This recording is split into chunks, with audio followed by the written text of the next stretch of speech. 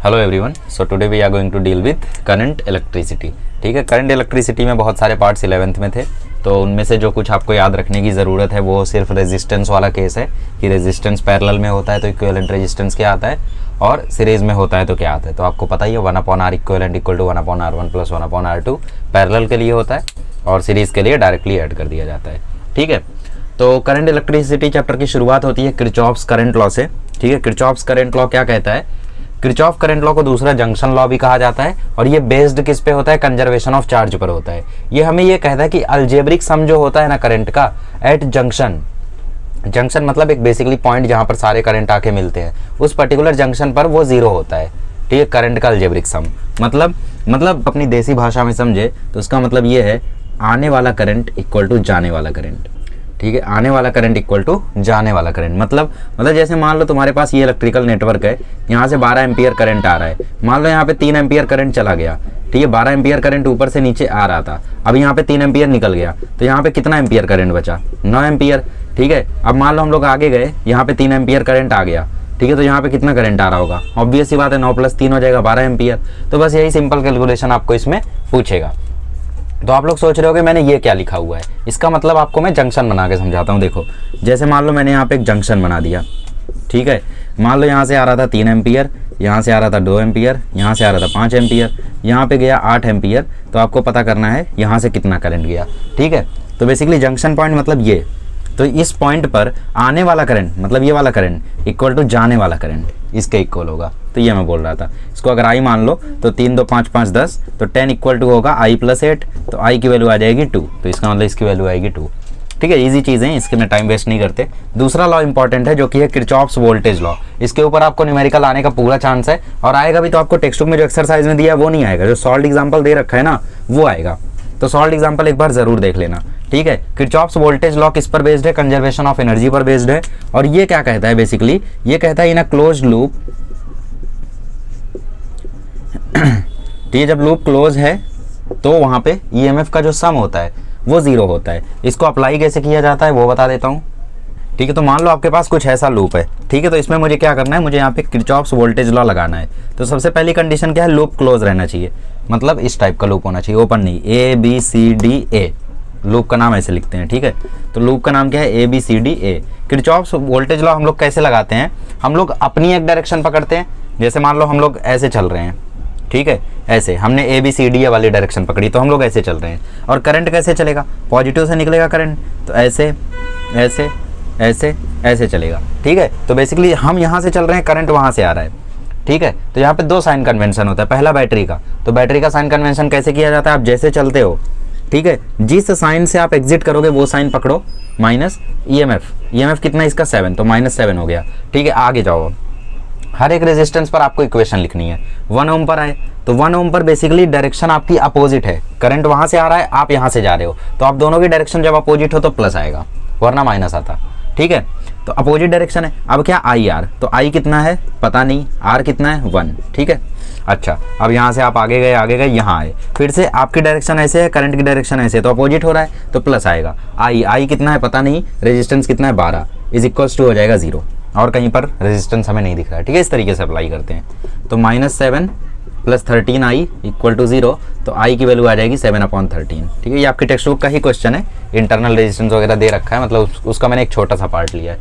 ठीक है, तो आपको समझ में आया वोल्टेज लॉ कैसे लगाते हैं? So this is that. ठीक है, चलिए व्हीटस्टोन ब्रिज समझते हैं, इसका डेरिवेशन इंपॉर्टेंट है तो मैं आपको वो भी कराऊंगा। ठीक है, देखो, तो बेसिकली यहाँ पे व्हीटस्टोन ब्रिज क्या होता है? 4 रेजिस्टेंस का कॉम्बिनेशन जब इस तरीके से किया जाता है तो इसको व्हीटस्टोन ब्रिज कहा जाता है।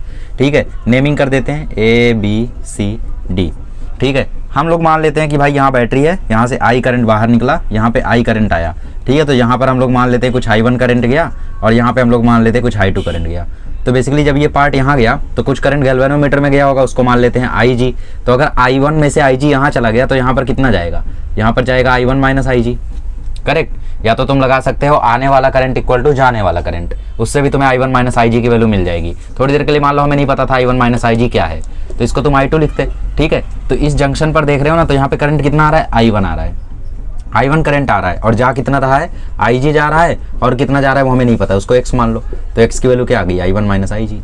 खैर ये यार सिंपली समझ सकते हो, समझ में आ ही रहा होगा, ठीक है। इतना कोई भारी चीज़ नहीं है कि तुम जंक्शन लॉ लगा रहे हो, ठीक है। अब IG करंट यहाँ आया, अब I2 करंट यहाँ से जा रहा था, उसके साथ IG ऐड हो जाएगा, तो यहाँ पे आ जाएगा I2 प्लस IG, और फिर नेक्स्ट यहाँ पे I करंट अगेन निकल जाएगा, ठीक है। टोटल आप देखोगे तो minus IG plus IG cut जाएगा, I1 प्लस I2 बचेगा जो कि I के इक्वल था। एनीवेज हम क्या करेंगे इसमें, हम लोग ABDA लूप में किरचॉफ वोल्टेज लॉ लगाएंगे, उसके बाद BCDB लूप में किरचॉफ वोल्टेज लॉ लगाएंगे, ठीक है। तो सबसे पहले ABDB में लगाते हैं। तो सबसे पहले हम लोग इस रेजिस्टेंस के लिए इक्वेशन लिखेंगे, क्योंकि करंट और हमारा डायरेक्शन सेम है, तो माइनस आएगा, करंट इंटू रेजिस्टेंस कितना है, इस रेजिस्टेंस को मान लो PQRS, ठीक है। तो रेजिस्टेंस है P, तो माइनस I1 इंटू P। फिर आप आगे गए, फिर यहाँ आए, फिर गैल्वेनोमीटर पर इक्वेशन लिखोगे, और फिर से डायरेक्शन सेम है, तो माइनस IG इंटू G। फिर आप यहाँ आए, फिर से अब डायरेक्शन अपोजिट हो गई, तो अब की बार आ जाएगा प्लस I2S इक्वल टू 0। ये इक्वेशन हुई। अब आप लूप लॉ लगाओ BCDB में, ठीक है। अब आप लूप लॉ लगाओ BCDB में, ठीक है। तो B से C में जा रहे हो, डायरेक्शन सेम है, तो minus times I1 minus IG into Q।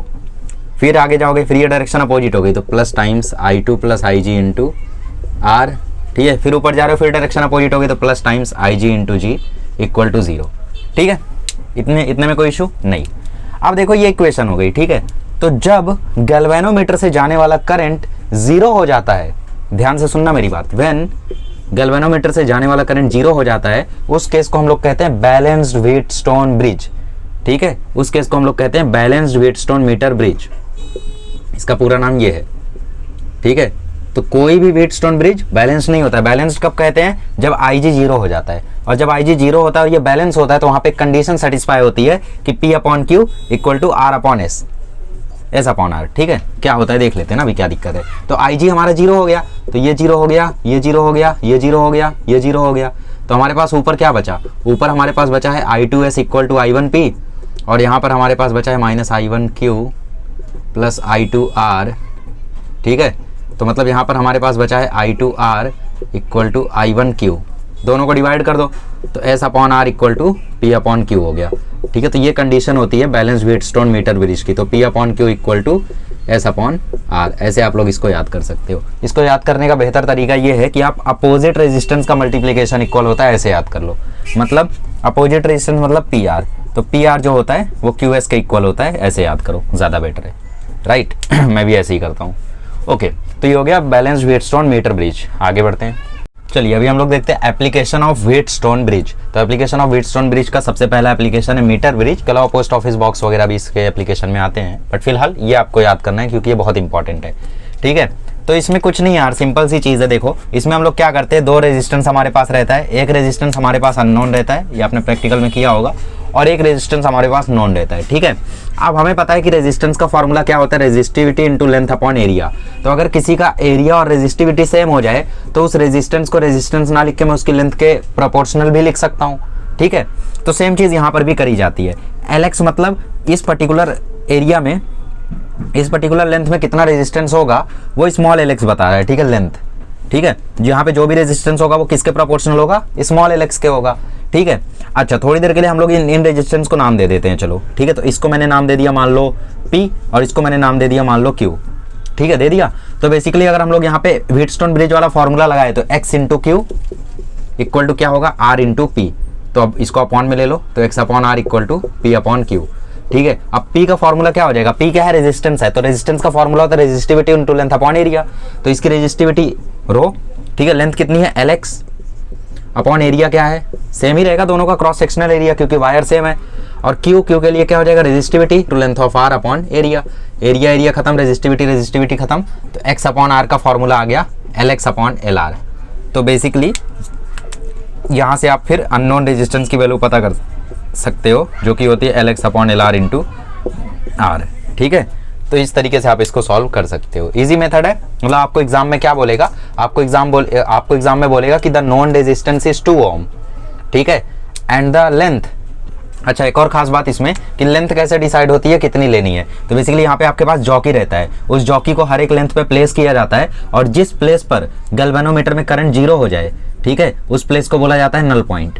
जिस प्लेस पर, जिस लेंथ पर गैल्वेनोमीटर में डिफ्लेक्शन 0 हो जाए उसको बोला जाता है नल पॉइंट, और बेसिकली उसी के लिए हम लोग फिर सॉल्विंग करते हैं, ठीक है।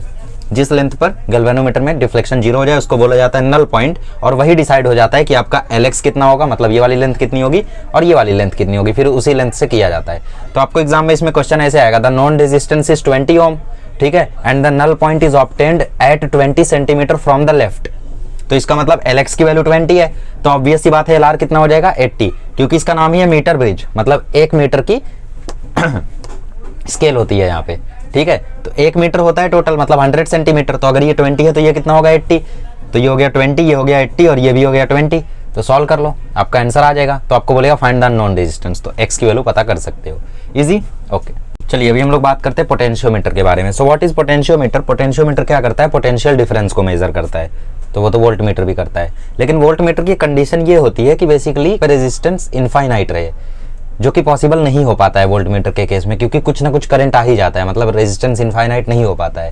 लेकिन पोटेंशियोमीटर एक ऐसा इंस्ट्रूमेंट होता है जो कि करंट बिल्कुल आने नहीं देता है, तो बेसिकली इस केस में रेजिस्टेंस इनफाइनाइट हो जाती है एक तरीके से। तो ये एक आइडियल वोल्ट मीटर की तरह एक्ट करता है और एक्यूरेट मेजरमेंट देता है, तो इसीलिए पोटेंशियोमीटर यूज किया जाता है जहाँ पे एक्यूरेसी की बहुत ज़्यादा जरूरत होती है। अरे बहुत ऐसे पॉइंट होते हैं जहाँ पे 0.00000001 मिली वोल्ट का फर्क हो गया तो बहुत सारी चीज़ें हो जाती हैं, राइट।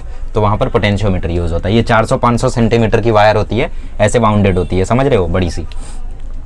कैलकुलेशन सिंपल चीज़ें हैं, देखो इसमें बता देता हूँ सारी चीज़ें। सबसे पहली बात आपको देखो इसमें पोटेंशियल डिफरेंस कैसे निकालते हो। मान लो ए और बी के बीच में पोटेंशियल डिफरेंस निकालना है, तो यहाँ पे देखो पोटेंशियल डिफरेंस कैसे निकालोगे, पहले करंट निकाल लो कितना है ए और बी के बीच में। करंट कितना हो जाएगा, पोटेंशियल अपॉन टोटल रेजिस्टेंस, तो पोटेंशियल कितना है ई, ईएमएफ, पोटेंशियल एक ही चीज़ तो है, upon total resistance capital resistance plus small resistance. Small resistance को क्या बोलते हैं, स्मॉल आर को इंटरनल रेजिस्टेंस बोलते हैं, ठीक है। कभी कभी ये यहाँ पे लिखा रहता है, कभी कभी सिर्फ यहाँ पे कॉमा करके आर लिख दिया रहता है, ठीक है। तो ये हो गया करंट थ्रू ए बी। तो अगर आपको पोटेंशियल थ्रू ए बी निकालना है तो वो क्या हो जाएगा, आई इंटू आर। तो आई कितना है, E upon capital R plus small R into R. तो ये हो गया आपका potential difference through A B, ठीक है। इस तरीके से आप इसका कैलकुलेशन कर सकते हो। इसमें क्वांटिटी भी डिफाइन होती है जिसको बोलते हैं पोटेंशियल ग्रेडियंट। पोटेंशियल ग्रेडियंट का मतलब क्या होता है, पोटेंशियल ग्रेडियंट का मतलब होता है V अपॉन एल, ठीक है, मतलब पोटेंशियल अपॉन लेंथ, इसको K से रिप्रेजेंट किया जाता है, ठीक है। ठीक है, जैसे मान लो AC के बीच में आपको पोटेंशियल ग्रेडियंट निकालना है, तो AC के बीच में जितना पोटेंशियल है वो डिवाइड बाय उनके बीच की लेंथ, उससे आ जाएगा पोटेंशियल ग्रेडियंट, ठीक है। ऐसे इसकी कैलकुलेशन की जाती है। अब देखो पोटेंशियोमीटर से यूज कहाँ कहाँ लिया जाता है, चलिए इसके यूजेस देखते हैं। तो सबसे पहला यूज होता है इसका 2 सेल का ईएमएफ कंपेयर करने के लिए, ठीक है। तो इसका आपको फार्मूला याद करके जाना है। सबसे पहला फार्मूला इसमें ईएमएफ्स का आता है, जैसे 2 सेल का ईएमएफ है E1 E2, तो उनका जो रेशियो होगा वो इक्वल होता है उनकी लेंथ के, ठीक है। ये पोटेंशियल ग्रेडियंट से होता है डेरिवेशन, इतना IMP नहीं है बट फिर भी एक बार देख लेना, ठीक है। दूसरा एक और तरीका हो सकता है, जैसे मान लो 2-2 सेल लगे हुए हैं, एक और तरीके से ये क्वेश्चन आपसे पूछ सकता है। मान लो 2-2 सेल लगे हुए हैं, तो सेम साइड अगर सेम तरफ होती है तो उनका जो टोटल ईएमएफ होता है वो माइनस में आता है, और अगर अपोजिट साइड होती है तो उनका जो टोटल ईएमएफ होता है वो प्लस में आता है, ठीक है। ये कुछ ऐसा बता रहा हूँ मैं, ये पॉजिटिव और यहाँ पर भी पॉजिटिव, तो E1 माइनस E2 आएगा, और मान लो ये हो गया पॉजिटिव नेगेटिव और ये हो गया नेगेटिव पॉजिटिव, तो प्लस में आएगा, ठीक है। ये 11th में आपने पढ़ा था। तो उस केस में यहाँ पे वैल्यू आएगी E1 अपॉन E2 की L1 plus L2 upon L1 minus L2। L1 L2 आपको एग्जाम में दिया रहेगा, टेंशन मत लो, ठीक है। अच्छा, कभी कभी सिर्फ यूजर लिखने के लिए आ सकता है, तो वो भी ध्यान रखना। सिर्फ एक एक बैटरी का पूछा है तो ये लगा देना, 2-2 ईएमएफ्स लगे हुए हैं तो फिर ये लगा देना, ठीक है। अब दूसरा आता है टू फाइंड इंटरनल रेजिस्टेंस। तो इंटरनल रेजिस्टेंस कैसे कैलकुलेट किया जाता है, उसका फॉर्मूला लिख लो, small r equal to capital R L1 upon L2 minus 1, ठीक है। सिंपल से ये फॉर्मूला लगा देना, कहीं पर इंटरनल रेजिस्टेंस पूछ ले तो, ठीक है, इजी। अब इसके एप्लीकेशंस बता देता हूँ आपको। तो 3 एप्लीकेशन है पोटेंशियोमीटर के, पहला एज अ वोल्टेज डिवाइडर, दूसरा ऑडियो कंट्रोल में, और तीसरा उसको एज अ सेंसर भी यूज़ किया जाता है, ठीक है। इसके बाद आपको पोटेंशियोमीटर के फायदे बताए गए हैं जो कि मैंने पहले ही बता दिया था। इसका एक घाटा भी बताया गया है जो कि मैंने आपको नहीं बताया। घाटा ये है कि बेसिकली एक तो ये होता है कि भाई हर जगह इसको हम लोग लेकर नहीं जा सकते, हैवी होता है थोड़ा, और दूसरा ये घाटा है कि डायरेक्ट हम लोग इसको मेजर नहीं कर सकते, ठीक है। मैंने आपको डिटेल में नहीं बताया, फार्मूला बताया, वरना आपको वो समझ में आता कि डायरेक्ट क्यों नहीं कर सकते, ठीक है। और वोल्ट मीटर वहीं पर कैरी कर सकते हो, कहीं भी ले जा सकते हो, डायरेक्टली बता सकते हो, ठीक है। So these are demerits of that. Okay, anyways textbook देख लेना एक बार, ठीक है। इनका कैसे आया है ये वैल्यू देख लेना, समझ जाओगे, कोई बड़ी बात नहीं है। आगे बढ़ते हैं, last topic that is galvanometer. Okay, next है गैल्वेनोमीटर। गैल्वेनोमीटर आप सभी को पता है क्या है। Galvanometer is the device which is used to measure small currents, ठीक है, मिली एम्पियर, माइक्रो एम्पियर, इसमें जो करंट्स होते हैं उनको मेजर करने के लिए यूज होता है गैल्वेनोमीटर। ठीक है। तो अगर हमें गैल्वेनोमीटर को एज एन एमीटर यूज़ करना है तो क्या करना होगा। अब एमीटर क्या होता है, एमीटर भी करंट ही मेजर करता है, लेकिन ये हायर करंट को भी मेजर कर सकता है। एक्चुअली में मिली एम्पियर भी बहुत ज़्यादा करंट होता है, ठीक है। तो बेसिकली उतना करंट भी अगर मेजर करना है तो गैल्वेनोमीटर को हमें एमीटर में कन्वर्ट करना पड़ेगा। तो उसके लिए हम लोग क्या कर सकते हैं, ये आपका गैल्वेनोमीटर है, अगर यहाँ से बहुत ज़्यादा करंट आया तो गैल्वेनोमीटर जल जाएगा ऑब्वियसली। तो हम क्या करते हैं, एक शंट रेजिस्टेंस ऐड कर देते हैं। शंट मतलब पैरेलल में एक रेजिस्टेंस ऐड करना, और इसकी वैल्यू हम लोग कम रखते हैं ताकि यहाँ से अगर हम लोगों का मान लो 20 मिली एम्पियर करंट आ रहा है तो मैक्सिमम करंट यहाँ से चला जाए, 19.9 मिली एम्पियर करंट यहाँ से चला जाए, सिर्फ 0.1 यहाँ से जाए, तो गैल्वेनोमीटर को डैमेज भी नहीं होगा और हम करंट भी मेजर कर लेंगे। करंट कैसे मेजर कर लेंगे आओ बताता हूँ, ठीक है। किरचॉफ लॉ लगा दो, यहाँ से आई आया तो यहाँ गया आई जी, नीचे गया आई माइनस आई जी। इस आई माइनस आई जी को आप आई एस भी मान सकते हो, ठीक है। यहाँ से आई जी आया और यहाँ भी आई एस ही जा रहा है ऑब्वियसली। तो इस लूप में आप किरचॉफ करंट वोल्टेज लॉ लगाओ। तो इस लूप में वोल्टेज लॉ लगाओगे तो इस तरफ से जाओ, इस तरफ से जा रहे हो तो माइनस आई जी इंटू जी आएगा। फिर इस साइड आए तो यहाँ से करंट आ रहा है तो प्लस हो जाएगा, I minus I G into S equal to 0 हो गया। इसको वहाँ भेज दो तो I minus I G into S equal to आ गया आई जी इंटू जी। तो यहाँ से शंट रेजिस्टेंस की वैल्यू आ जाएगी आपको I G upon I minus I G into G, ठीक है। यदि आप लोग चाहो तो यहाँ से टोटल करंट की भी वैल्यू पता कर सकते हो। अब देखो आपको गैल्वेनोमीटर का रेजिस्टेंस पता रहेगा, शंट आपने कितने का लगाया है पता है, गैल्वेनोमीटर में कितना करंट जा रहा है वो तो डिफ्लेक्ट हो ही रहा है, तो टोटल करंट पता चल जाएगा। इस तरीके से ये एमीटर की तरह काम करता है। और फॉर्मूले इसमें आप बना सकते हो कि जो टोटल करंट है वो कहीं ना कहीं गैल्वेनोमीटर के ही करंट का मल्टीपल होगा। तो आई को आप एन आई जी भी लिख सकते हो, तो एस इक्वल टू हो जाएगा आई G upon N I G minus I G into जी। अब ऊपर नीचे से आई जी कॉमन लोगे तो एस इक्वल टू आ जाएगा जी अपॉन एन माइनस 1, ठीक है। ये फॉर्मूला बन जाएगा। ऊपर और नीचे से आई जी कॉमन लेके काट दिया तो 1 अपॉन एन माइनस 1 बचा ना इंटू जी, तो जी अपॉन एन माइनस 1 हो गया, ठीक है। और यहीं से अगर आप लोगों को आई एस की वैल्यू चाहिए, अगर आपको आई एस निकालना है तो बेसिकली उसके लिए क्या कर सकते हो, आई माइनस आई जी की जगह आई एस लिख दो, ठीक है, वो आ जाएगा।